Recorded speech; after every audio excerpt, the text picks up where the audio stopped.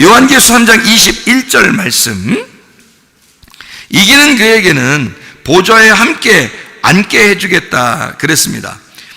내가 이기고 아버지 보좌와 함께 앉은 것과 같이 된다 그랬거든요. 앉아있다는 말은 일이 끝났다는 얘기예요. 그렇죠?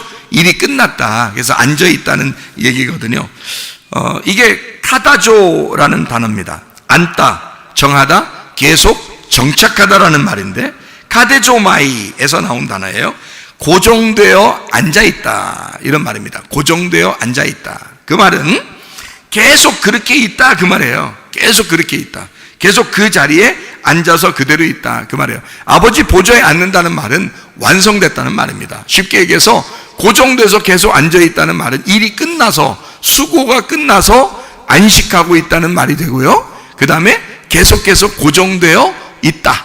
일이 이루어졌다, 완성됐다. 그런 의미를 말하고 있습니다. 요한계시록 4장 1절 말씀. 이후에 내가 보니 하늘에 열린 문이 있는데, 이미 열어놨다는 얘기예요. 그죠? 열어놨다. 그래서 내가 들은 바 처음에 내게 말하던 나팔 소리 같은 그 음성이 이르되 이리로 올라오라. 이후에 마땅히 일어날 일을 내가 네게 보이리라 이랬죠. 그러니까 열어놓고 보여준다 이런 의미가 되어 있습니다. 요한계시록 4장 1절이요. 4장 2절의 말씀에 보니까 성령에 감동되었더니 보라 하늘에 보좌를 베풀었고 보좌 위에 앉으시니 했으니까 누군가는 앉아있다는 얘기인데, 거기 앉아있다는 말은 어떤 표현을 하고 있는 것이다? 일이 끝나고 안식하신 분이 계신데 라는 말이죠. 일이 끝나서 안식을 하시는 분인데 라는 말입니다. 4장 5절 말씀.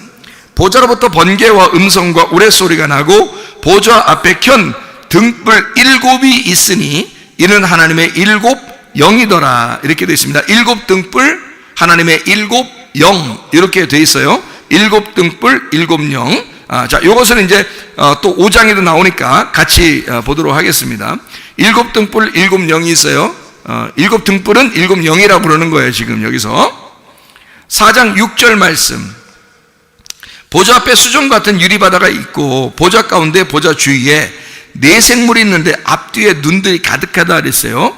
네 생물인데 앞뒤에 눈이 가득하다 그랬어요. 그러니까 이거는 생물인지 이게 지금 괴물인지 지금 구분이 안 돼요. 그림으로 생각하면. 그래서 여러분은 요한계시록이 있는 책, 그러니까 그 성경책을 살 때, 성경책을 구입할 때 요한계시록 부분을 열어서 혹시 그 요한계시록의 그 성경책을 살 때 거기에 그림을 그려놓은 것이 있는지 한번 확인해 보세요. 거기에 뭐 용도 그려놓기도 하고 뭐 뱀도 그려놓고 뭐 이렇게 막 그 천국도 그려놓고 또 이렇게 내 생물도 그려놓고 이런 게 있거든요. 그림을 그려놓은 거가 있는 게 있는지 책이 그런 걸 확인해 보시고 그런 책들은 안 사는 게 좋습니다. 왜냐하면 이미지로 이걸 생각을 하기 때문에 요한계시록이 전혀 이해를 못하는 거예요. 그 엉뚱한 방향으로 이해가 되는 거예요. 그렇게 하면 그 그림으로 그런 그림으로 돼 있지 않습니다. 그런 뜻으로 얘기하면 안 되는 거예요. 전혀 다른 얘기예요. 그렇게 하면. 그러니까 여기서 말하는 이 내 생물에 눈이 가득하다는 말은 다 볼 수 있다는 말이에요. 완전히 본다는 얘기죠. 왜냐하면 그 눈이 뭐라 했기 때문에 영이기 때문에 하나님의 영이기 때문에 그 눈은 하나님의 영이기 때문에 다 본다는 거예요. 하나님의 영이 완전하고 완전한 영은 이 세상을 다 보고 있다. 이것을 이야기하는 거거든요. 그러니까 눈이 열려있다. 본다, 눈이 열려있다. 눈 감았다는 얘기 아니거든요. 여기 눈이 다 열려있어요. 그러니까 눈 다 떠가지고 계속 그 생물, 내 생물에게 눈이 다 있으니까 생각을 해보세요. 그거는 그림으로 그리면 안 된단 말이에요. 그죠? 이거는 다 본다는 의미고 열려있다는 말이고, 눈이 열려있으니까 열려있다는 말이고 본다는 말이고 그리고 살아있다는 말이고, 그죠? 하나님이 보고 있다, 모든 걸 다 알고 있다는 얘기입니다. 그런 얘기를 쓰려고 했던 거예요. 내생물이라는 걸 여러분이 이제 또 여기 5장에 또 나오니까 보십시다. 자, 5장 2절 말씀 보니까 이런 말씀이 있어요. 또 봄에 힘있는 천사가 큰 음성으로 외치기를 누가 그 두루마리를 펴며 그 인을 떼기에 합당하냐 이랬습니다. 7 인을 뗀다 이런 얘기가 있어요. 7 인을 뗀다 이렇게 돼 있죠. 여러분 이게 노아 홍수 여러분 아시죠? 노아 홍수. 그러면 노아 홍수를 보면 노아 홍수 때 다 어떻게 해요? 이 세상에 있는 숨 쉬는 것들은 다 어떻게 됐어요? 다 죽었어요. 그러니까 다 심판을 받았단 말이에요. 노아 홍수 때 어떻게 심판받았죠?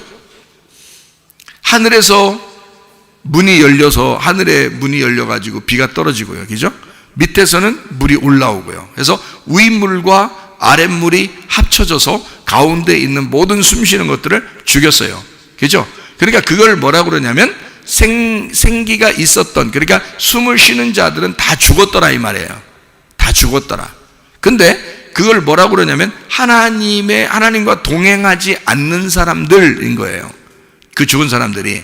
거기서 살아남은 사람이 하나 있어요. 누구예요? 노아.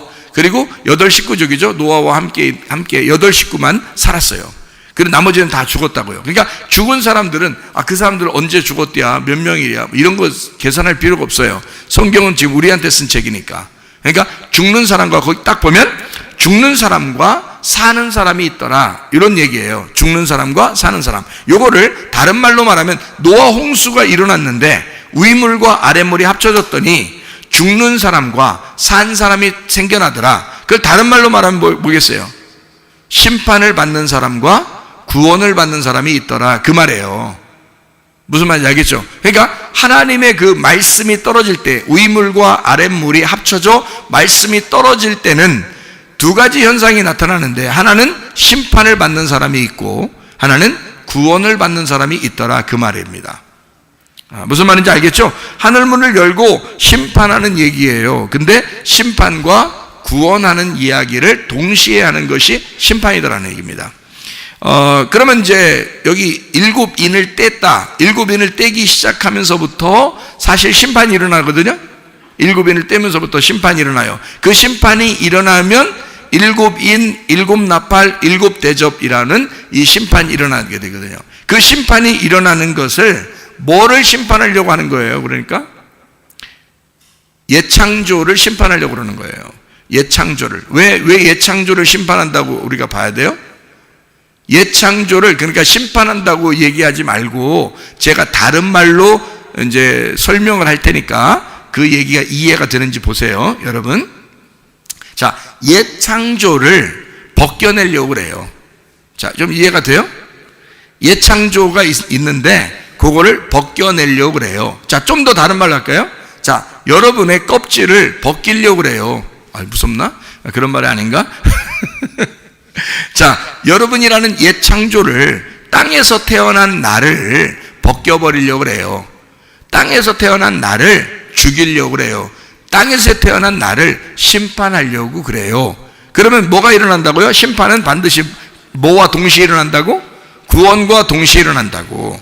예창조를 벗겨버리고 예창조를 심판하고 예창조를 죽이려고 한다면, 땅에서 태어난 내가 예창조인데 예창조인 나를 죽이려고 한다면 반드시 뭐가 또 하나 일어나야 된다는 거야? 새 창조가 일어나야 된다는 거지. 그래서 성경에 새 창조가 나오는 거야. 새 하늘과 새 땅이라고 새 창조가 나오는 이유는 예창조된 나를 죽이고 심판하는 것이 나오기 때문에 그런 거예요. 그게 7인, 7나팔, 7대접이라는 얘기지. 무슨 말인지 알겠어요? 이렇게 나를 심판할 때 반드시 내가 심판받으면서 뭐가 나타난다? 구원이 나타난다. 그 얘기를 하는 거죠. 그걸 주려고 새 하늘과 새 땅을 만들려고 옛 창조를 심판하는 것이다, 그 말이죠. 구약으로 보면 출애굽기에 모세 시대에요, 7재앙이 있습니다. 7재앙에 있는 재앙과 여기에 있는 7인, 7나팔, 7대접은 같은 거예요. 나의 옛 창조를, 세상에 애굽에 살고 있던 나를 죽이는 거죠. 심판하는 거죠. 그리고 나를 거기에서 어린 양 예수의 피로 우리를 거듭나게 해서 홍해바다를 건너 광야로 데리고 나오려고 하는 그런 모습들, 그게 바로 여기 7인, 7나팔, 7대접의 심판이다 라고 하는 것을 여러분이 이해하시면 되겠다. 요한계시록 5장 6절 말씀입니다. 내가 또 보니 보좌와 네 생물과 장로들 사이에 한 어린 양이 서 있는데 일찍이 죽임을 당한 것 같더라. 그에게 7뿔과 7 눈이 있으니 이 눈들은 온 땅에 보내심을 받은 하나님의 7 영이더라. 7 눈이 하나님의 7 영이더라. 이렇게 되어 있어요. 그리고 이 눈이 생물로 말하면 안과 밖으로 다 이렇게 눈이 가득하다, 이런 얘기고요. 4장 10절에 보니까 24 장로들이 나오죠. 그리고 여기에 5장 5절에 보면 장로 중 한 사람이 이렇게 돼 있죠. 그리고 6절에 보니까 네 생물과 장로들 이렇게 돼 있죠. 예, 그러니까 이게 지금 어떤 거냐고 이 설명을 좀 여러분에게 좀 해줘야 되는데, 5장 8절에도 보니까요, 그 두루마리를 취하심에 네 생물과 24 장로들 이렇게 돼 있죠. 그러니까 생물은 네 생물이고요, 장로는 24 장로예요. 그 어린 양 앞에 엎드려 각각 검은고와 향이 가득한 금대접을 가졌으니 이 향은 성도들의 기도들이다, 이렇게 되어 있습니다. 자, 이 내생물이라고 하는 걸 우리가 좀 알아야 되는데, 이 내생물은요, 예수님의 형상입니다. 예수님의 형상, 요거를 내생물로 표현한 거예요. 그러니까 그림으로 나온 책을 보면 안 된다는 게 그래서 그런 거예요. 예수님의 형상이기 때문에 요거를 그림으로 내생물에서 눈을 막 그려놓고 그러면 안 된단 말이에요. 이건 이 땅에서 하나님의 형상을 말하는 거다. 하나님의 형상. 그러니까 예수님의 형상을 내생물로 표현한 거예요. 마치 그 성경에서 신약 성경의 첫 번째 마태, 마가, 누가, 요한 4개처럼 이렇게 4개의 생물로 표현하는 복음서와 같은, 예수님을 4개로 설명하는 거죠. 마태복음은 뭐와 같다 그랬어요? 사자와 같다. 마가복음은 송아지와 같다 그랬어요. 누가복음은 사람과 같다 그랬어요. 그래서 인자는, 인자 이렇게 많이 나와. 인자 좀 얘기 좀 해볼까? 인자는 이게 이제 사람에 대한 이야기고요. 요한복음은 독수리와 같아서 영적인 얘기를 많이 써놨어요. 요한계시록도 영적인 얘기를 많이 써놨죠.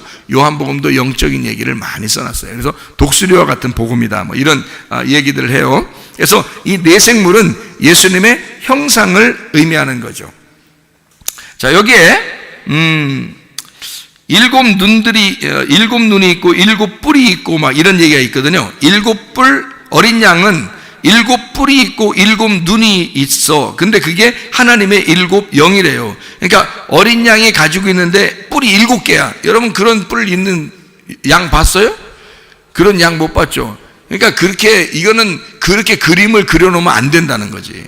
예수님을 그렇게 그려놓으면 어떻게 해? 말이 안 되죠. 그러니까 7이라는 건 완전 숫자고 완성됐다는 숫자예요. 그래서 7개라고 하는 것은 완전하다는 말이에요. 그래서 완전한 7의 뿔이니까, 뿔은 왕권을 의미하는 거거든요. 그러니까 7 완전한 왕을 의미하는 거예요. 그게 어린 양 대신 예수님이다 하는 얘기고, 7 눈은 하나님의 7 영이라 그랬어요. 그러니까 완전한 영을 의미하는 거죠. 완전한 영, 성령님을 의미하는 겁니다. 완전한 영이죠. 이게 이제 어떻게 해서 이게 내생물 24 장로를 어떻게 표현하는 거냐면 이런 거예요. 예수님을 이렇게 성막으로 이렇게 표현합니다. 성막 알죠? 성전 성막 알죠? 이렇게 성막으로 이렇게 표현을 해요. 그러면 여기 모서리가 몇 개예요? 4개가 되죠? 하나, 둘, 셋, 넷, 4개로 직사각형으로 되어 있습니다. 이 성막이요. 4개로 이렇게 되어 있어요. 그 다음에 이 성막은 왜 있는 거예요? 성막은 뭐를 보호하기 위해서 있는 거예요? 법궤를 보호하기 위해서 성막을 친 거예요. 그러니까 법궤를 보호하는, 법궤를 중심으로 법궤를 지키는 사람들이 있어요, 성경에. 어떤 사람들일까? 법궤를 지키는 사람들, 언약궤를 지키는 사람들이 있어요. 제사장들, 레위인들이죠. 예, 그러니까 제사장들, 레위인들이에요. 이 제사장들도 레위인들이거든요. 그러니까 레위 지파가 여기 법궤를 지키고 있어요. 그러니까 법궤를 지키는 사람들이 레위 지파 사람들이에요. 성막은 이렇게 내면으로 돼 있어요. 내면으로 돼 있는데, 여기 이게 동서남북으로 내면으로 이렇게 돼 있잖아요. 거기에 밖에서 이 성막을 중심으로, 법궤를 그 중심으로 밖에서 성막의 내면에 동서남북으로 네 면에다가 세 지파씩 보호하고 있어요. 이거를 이쪽 동의 세 지파, 서의 세 지파, 남의 세 지파, 북의 세 지파. 그래서 12지파가 이걸 지키고 있어요. 12지파가. 그러면 레위 지파는 법궤를 지키는 사람들이고, 요 밖에서는, 그러니까 안에서는 레위 지파가 법궤를 지키는 사람들이고, 밖에서는 12지파가 지키고 있어요. 그러면 레위 지파가 빠지면은 11지파야 되잖아요. 그죠? 11지파야 되잖아. 그래서 하나님은 얼마나 이게 놀랍게 만들어 놨냐면, 성경을 요셉이라는 사람을 통해서 아들이 몇 명 나오게 됐어요. 예, 므낫세와 에브라임이 나오게 돼 있죠. 요셉이, 그죠? 요셉 아들이 므낫세와 에브라임 나왔어. 그러면 므낫세와 에브라임이 나왔으니까 이게 원래가 다 합하면 몇 지파예요? 예? 므낫세와 에브라임이 나왔으니까 원래는 요셉만 있으면 에브라임과 므낫세 빼버리면 12지파거든요. 근데 에브라임과 므낫세를 그 안에다가 지파로 집어넣어버리면 14이 아니죠. 요셉이 빠져야 되니까 요셉 대신 에브라임과 므낫세가 들어가야 되잖아. 요셉의 아들이잖아. 그러니까 에브라임과 므낫세가 안 태어났으면 요셉이 들어가는 거고, 에브라임과 므낫세가 지파로 들어가면 요셉이 빠지는 거란 말이에요. 자기 아들 둘이 대신 들어가는 거예요. 그래서 야곱이 그렇게 축복하죠. 요셉한테 뭐라고 축복하냐면, 에브라임과 므낫세는 나의 아들이다, 이렇게 얘기해요, 야곱이. 왜냐하면 널 대신하여 지파가 형성되는 거거든요, 이 사람들이. 그래서 에브라임과 므낫세가 12지파 속에 들어가는 거예요. 요셉이 빠지고, 그러니까 13지파가 되죠. 요셉만 빠지니까, 그죠? 14지파에서 요셉이 빠지니까 13지파죠. 거기서 레위 지파만 하나님이 자기 거라고 빼놓은 거란 말이에요. 그러면 나머지가 12이 되죠. 예, 그래서 12지파는 성막 밖에서 지키게 돼 있고요, 이 레위 지파는 성막 안에서 법궤를 지키게 돼 있단 말이에요, 이 성경에. 그러니까 보세요, 안에 레위 지파가 각 지파별로 하나씩인 레위 지파죠. 그래서 레위 지파가 12레위 지파예요. 12이라고요. 그래서 법궤를 셋으로 12로 이걸 지키는 거란 말이에요, 법궤를. 그리고 밖에서는 성막을 12지파가 셋 해서 밖궤를 지키고요. 무슨 말인지 알겠어요? 그러니까 밖에도 12, 안에도 12이 되는 거지, 그죠? 그러니까 하나님의 눈은 성막에 있는데, 그 성막에 이 이스라엘 백성들이 안에서 12지파, 레위 지파죠. 밖에서 12지파, 밖에 이제 12지파죠. 그렇게 됐을 때 이 모든 지파들이 안에서나 밖에서나 하나님의 이스라엘 백성들이 뭐가 되겠어요? 하나님의 눈이 되는 거죠.